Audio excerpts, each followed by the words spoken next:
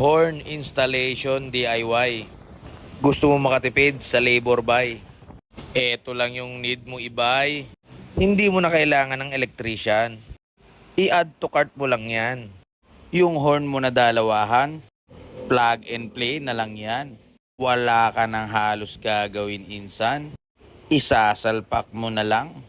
May kasama na ring relay. Tapos yung mga terminal, kabit na lang all the way. Kasama na fuse holder. Yung mga terminal may cover. Yung pula sa baterya. Yung itim ground niya.